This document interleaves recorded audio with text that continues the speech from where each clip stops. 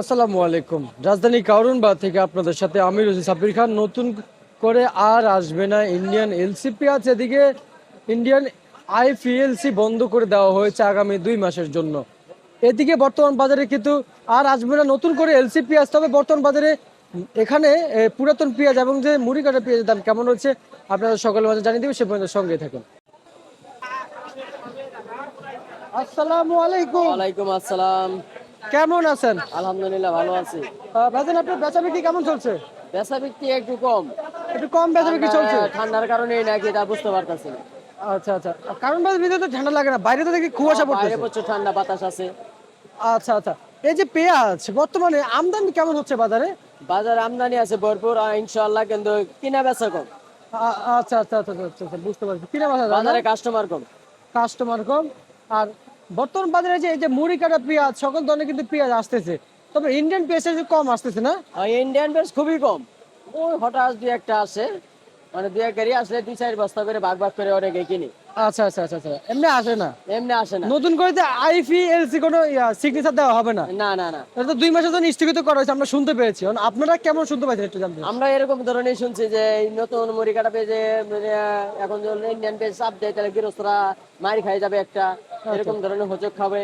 এই কারণে হয়তো সরকারের কাছে একটু ই করছিল, লিস্ট করছিল, এই কারণে হয়তো ই করছে। হ্যাঁ, এই যে মুড়ি কাটা পেঁয়াজ জি জি।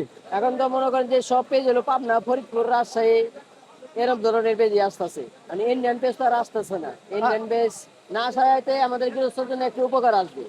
না, আমি আমি তো জানতে পারছি যে শ্যামবাজার সকলে কিন্তু কইছে নতুন করে কিন্তু আইপি এলসি বন্ধ করে দেওয়া হয়েছে 2 মাসের জন্য। 2 মাসের তো বন্ধ সে দরকার। সে কারণে আমরা কারণ বাজারে আসছিলাম, তো আপনাদের কাছে জানতে চাচ্ছিলাম মানে এটা কি আসলে সত্য কিনা একটু আপনার যাচাই এটা করতে আমরা আসছি। শুনছি, কিন্তু এখন তো আমরা কারণ বাজারে ইন্ডিয়ান পেজ দেখতাছি না, হয়তো দেখতেছি। বন্ধ করা করছে মনে হয়, এরকম ধরনের আভাস পাওয়া যাচ্ছে। আচ্ছা আচ্ছা আচ্ছা। আর এই যে পুরাতন পেঁয়াজ এগুলোর দাম কেমন গিয়েছিল? এটার পেঁয়াজের দাম অনেক, এটা দেশি পাবনা পেঁয়াজ। দেশি পাবনা জি। রেট কেমন যাচ্ছে? এটা রেট যাচ্ছে আপনার 105 টাকা থেকে 110 টাকা, আবার 100 টাকাও বেশি। 100 টাকা বিক্রি করে? জি।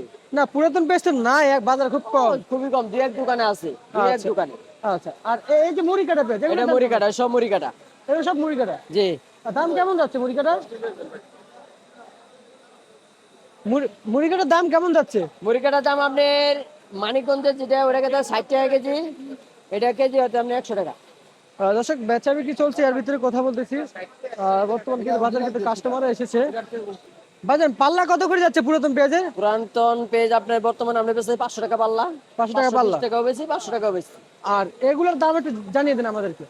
এগুলো আপনার মুড়ি কাটাটা ব্যস্ত আছি এবারে যেটা, এটা 52-54 টাকা ব্যস্ত আছি, আবার বাসাটা 60 টাকা কেজি ব্যস্ত আছি। 60 টাকা কেজি বিক্রি করতেছেন?